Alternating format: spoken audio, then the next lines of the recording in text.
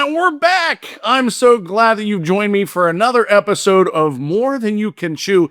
And I hope you've remained hungry for new insights because we have a great episode for you today. With me is someone with quite a resume. She's a founder, keynote speaker, an author, highly respected expert on conversion optimization. She's Talia Wolf, the founder of Get Uplift and author of Emotional Targeting, which she has shared this framework across hundreds of stages to help high-growth brands like Amplitude, like Bitly, optimize their funnels and generate more leads, increase sales, and drive higher returns on investment. Talia, I'm so appreciative that you carved out time for More Than You Can Chew. Oh, I'm so excited to be here today, and thanks for that wonderful intro. Absolutely. Well, before I ask you the big takeaway for today, right, the big bite we're going to take off that is bigger than our listeners can chew, I want to set things up to start thinking about this big idea, right? And I want to say that I'm personally chomping at the bit to hear your insights, and here's why. We all have heard the uproar about AI, right?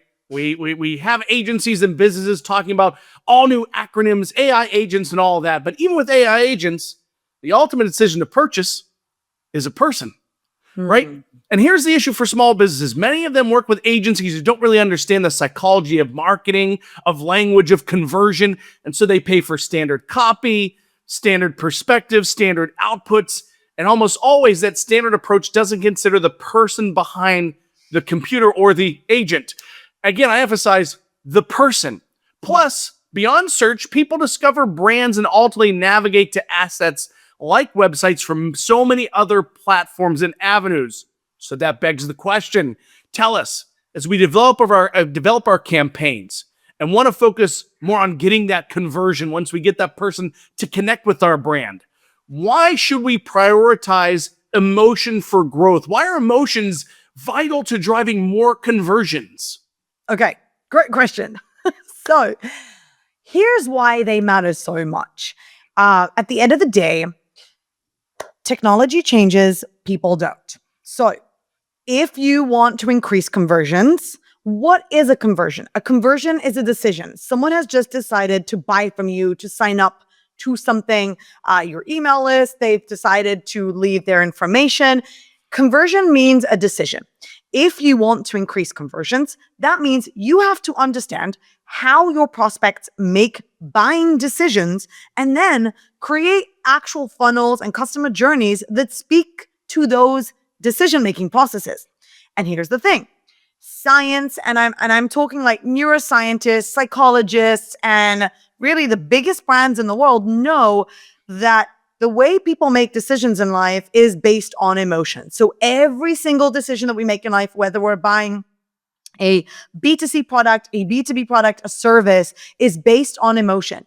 We buy on emotion and then we rationalize that decision later. In fact, one of the most famous neuroscientists said, we aren't thinking machines that feel, we are feeling machines that think. So without emotion, we lack the ability to make any kind of decision. And what this means is that if you want to increase conversions, you have to understand the emotions behind the purchase, why people are buying from you. This means, how are people feeling right now before finding a solution? What are their concerns, their hesitations, their pains?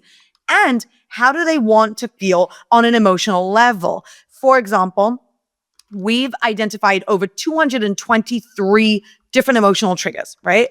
So they impact buying decisions, but there's two main clusters of emotions that have a huge impact. And I'm going to say impact almost every single decision when it comes to buying. And that is social image and self-image.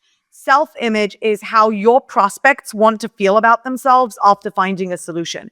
They want to feel empowered. They want to feel that they are smarter. They want to feel like better parents. They want to feel like better marketers. How do they want to feel about themselves?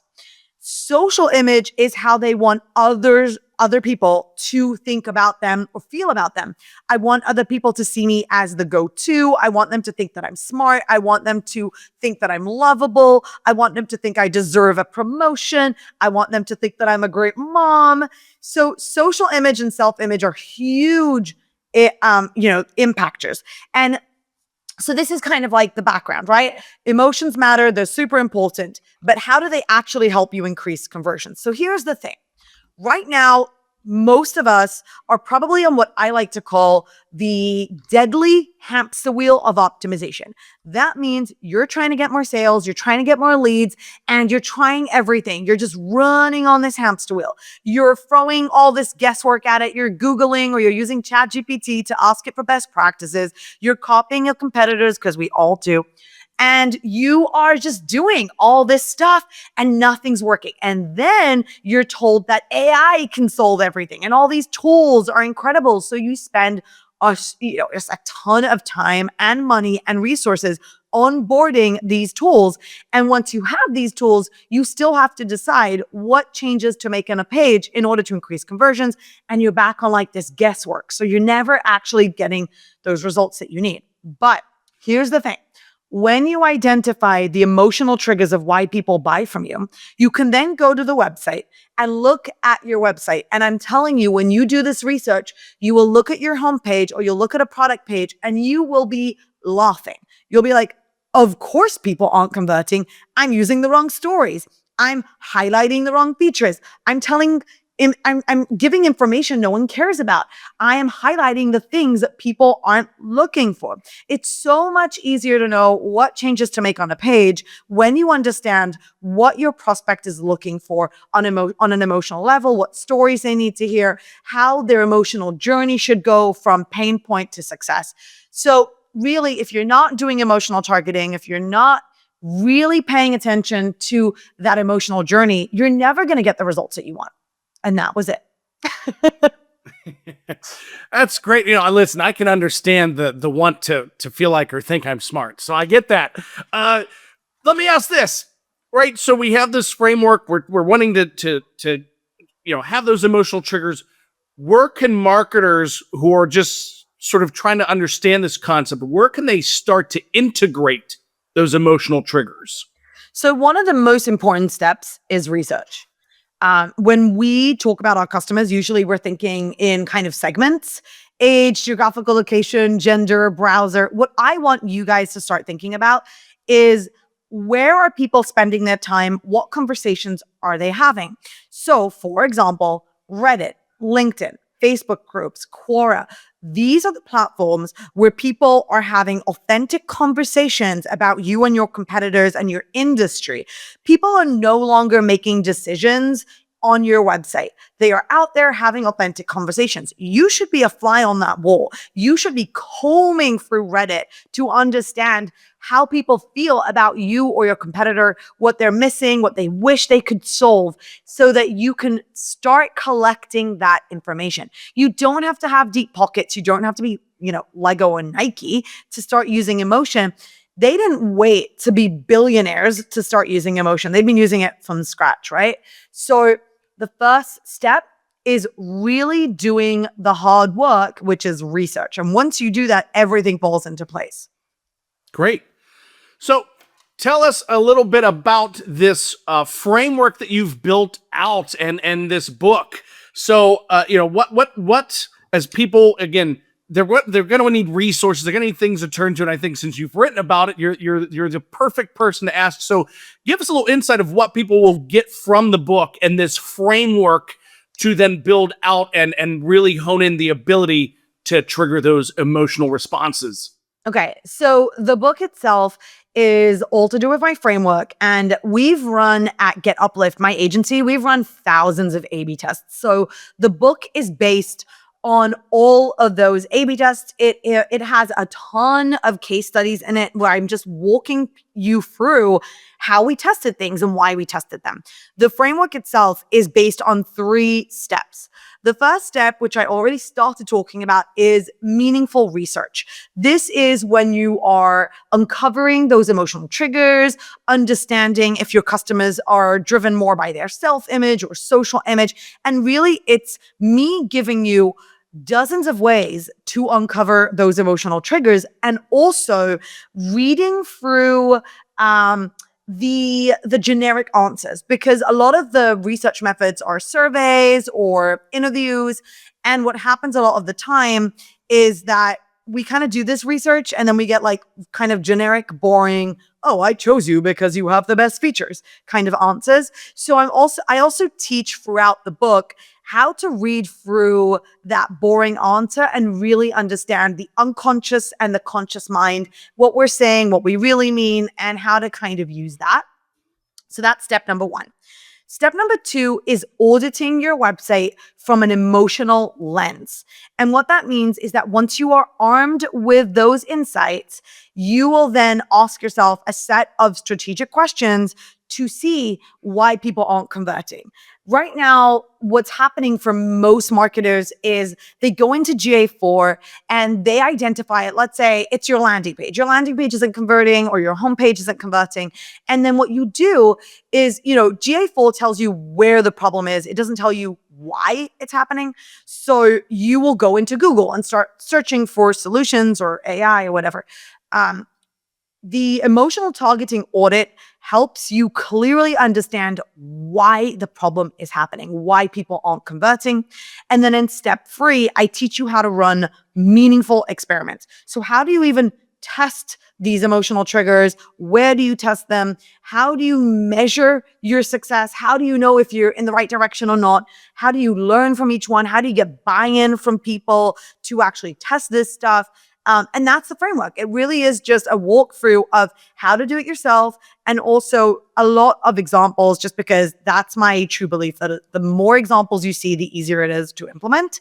And that's the book. Great. I love it. You know what? This was such a good conversation to have because, as people talk about driving traffic and trying to mitigate click loss from AI overviews and LLMs, look, we're working towards getting people to still come to the website. And if they're not going to convert, all those efforts are for naught, right? That's ultimately the goal is driving more opportunities for businesses to take that traffic and turn them into business. And here's what I will say. Okay, I think let's touch on AI. Okay, it's sitting there in the room. It's an elephant. Okay, let's talk about it. In AI, it's garbage in, garbage out. Okay, if you go into ChatGPT or Claude or Perplexity or whatever you're using, and you just enter, here's my audience. This is their age. This is their role in the company. This is how, their gender. This is where they live. These are the browsers that they're using. So basically the data that you have that you've been collecting like it's a Pokemon, all that data, you throw it into ChatGPT and you say, give me recommendations for optimizing my landing page. You're going to get garbage recommendations. You're going to get the generic recommendations because it's just reading the web, right? It's just reading what's out there and it's going to give you the generic, don't forget to only use one call to action button and mention your features and don't forget to say that you have, a sale on. But if you plug meaningful insights into ChatGPT and say, look, my customers are motivated by self-image. They feel this way right now. They want to feel this way. Here are all the different products and the solutions that they've tried. Here's why it hasn't worked. Here's how they're hoping to achieve these goals. And you throw that into ChatGPT and then you say, now give me recommendations.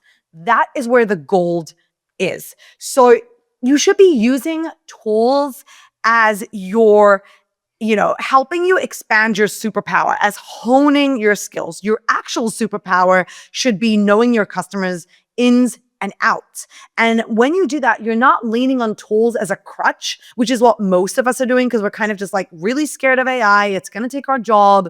Every day something else is happening. Every day a new tool comes out. But if you are strategic and you know your customers really well, then you can leverage these tools in a much better way. So this is why you should be focusing on it a lot more. Love it. Absolutely. Yeah. The output is only as good as the input. And without really unique input, like you said, you're just going to get that generic standard regurgitation that everyone else is going to get if they're just putting in the same broad sort of stereotypes or just generic statements. I love it. Talia, thank you so much for sharing your insights, a little bit of insights on the framework. I think the real big takeaway for everyone is to really start digging into user-generated content, your Quora, your Reddits, start seeing how people are naturally conversationally speaking about your business, about the products and services that you offer. And then, of course, when you're ready to expand that, get the book, learn the framework, understand how to integrate that all better. Talia, thank you so much for sharing your insights. But before I let you go, I got one more insight I got to get from you. Okay. So, more than you can chew, I am a foodie myself. My wife and I love to eat at, well, in America, there's James Beard winners, Michelin stars, of course, we like to do. So I got to ask you, I know you're a world traveler. I know you've probably been to many, many places. If you could give the listeners or viewers one place you could recommend, what would that be? I love that question. So I am vegan, and I'm mostly like plant-based vegan, so kind of on the healthy side. But recently I was in New York for a conference, and I went out for dinner with some really good friends of mine. One of them is a James Beard winner, by the way, who they took me to this place called Beyond Sushi in New York. It was phenomenal. Like, phenomenal. I don't know what I was expecting. I wasn't expecting much, but oh my gosh, it was so good. The food was so good. And most of the people in the rest that were sitting at our table were not vegan. They eat meat, they eat fish, everything. And they were like, this tastes like meat. This is like fish. This is normal. This is amazing. So Beyond Sushi in New York. Yeah, totally recommend. I love it. Talia, thanks for that insight as well. So Beyond Sushi NYC. I love it. Well, thanks again for joining us. I know you're a busy person. You carved out some time for our listeners and for me, so I'm really appreciative of that. Thank you very much. Thanks for having me. Absolutely. Everyone, I'll catch you on the next More Than You Can Chew.